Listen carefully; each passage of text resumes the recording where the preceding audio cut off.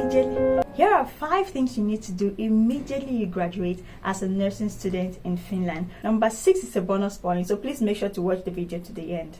So without wasting much time, let's dive right into the video. So the first thing you need to do, however, it might seem like everybody knows it, but I still want to emphasize on it, that the first thing you need to do immediately you get your certification as a nursing student is to make sure you are registered by Valvira, an RON or a Lahi Hoitaya, that is a practical nurse. You do this because without this registration and getting the registration number, you are unable to practice as a nurse or a healthcare personnel. So you do this by getting to the official website of Valvira and filling the information, upload the necessary documents that you'll be asked of. And so in order to help and to ease your work, I'm going to link down below the official website of Valvira. The second thing you need to do immediately you graduate as a nursing student is for you to get yourself a Lakelupa, that is a medication pass.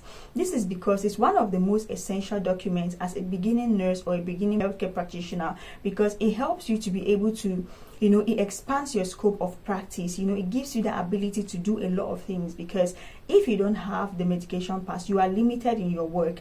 As if, for example, as a nurse, you have to make sure that you get the full Lakelupa, that is the full medication pass, because most of the times when we are students or you are a student, you probably have part of it.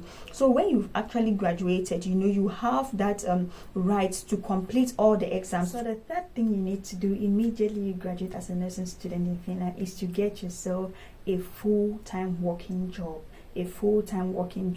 Okay, and most especially it is good, I would advise that you get this job is not necessarily where you were working as a student. This is because there is this tendency that when you probably were working as a student in that place, there's a certain way that they will look at you. Even when you've graduated as a practical nurse or as a nurse, you actually certified right at this point, but there's a certain way, there's a certain mindset and perspective they have of you. So if you continue working there, you might be, because of that mindset, you might actually face some challenges. So if you get yourself a full-time working job, probably in another place, where you are starting afresh, it's going to be actually very, very good for you, and it gives you that opportunity to be able to expand your wings and grow in your career. So the aspect of getting a full-time job should not just be for the motivation of money, but it should be more focused on improving your skills, within the space of 1 to 2 years. So in case you want to change your workplace or experience another world, or you want to improve on your career, it will be very easy for you because you already have the basic skills that are needed for the profession.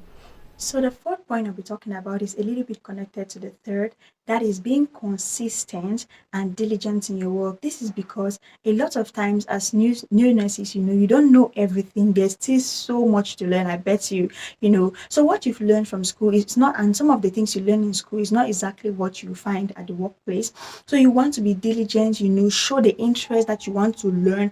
Ask questions as much as you can, especially from those that have been working in either the same ward or have been nurses for many years. They have a lot of experiences and they are going to help you. So this with time, you might face a lot of challenges at the beginning, but with this consistent and diligent kind of attitude, you see that as time goes on, you become better and better, and you enjoy the job at the end of the day.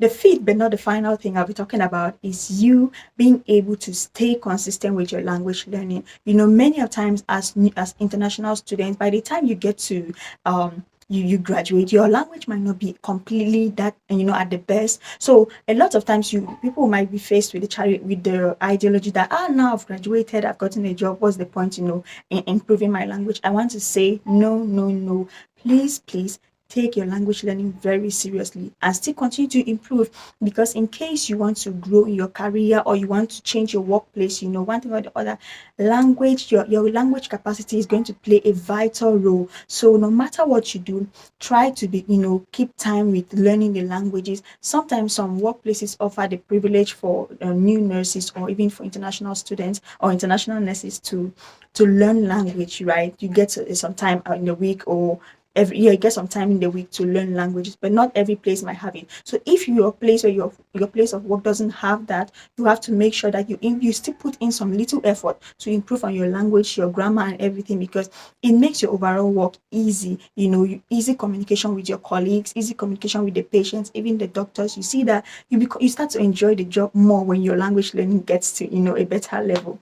Yes, and so the final point and the bonus point which I spoke about is making sure that you change your student permit to a work permit. I know this might seem very obvious to a lot of you, but I've seen people who had this challenge. For example, like many international students, in order to save time for money and everything, get to study quite fast. So your time of you graduate, a little bit earlier than the designated time, and as a result of that, you might have an extended period of available student permit. So instead of working using that student permit to work, make sure you change it to a work permit, because that will give you the opportunity to work as much as you can, rather than being limited in your work if you have a student permit still with you. So that's all for the video of today. Thank you so much for listening, or thank you so much for watching. Please, if this video has blessed you, or if you've learned one thing or the other from this video, please make sure to put down your comment section below. In case I've forgotten anything to mention, also write it down in the comment section below. Like this video, comment and subscribe. Thank you so much, and I'll see you in my next video. Bye.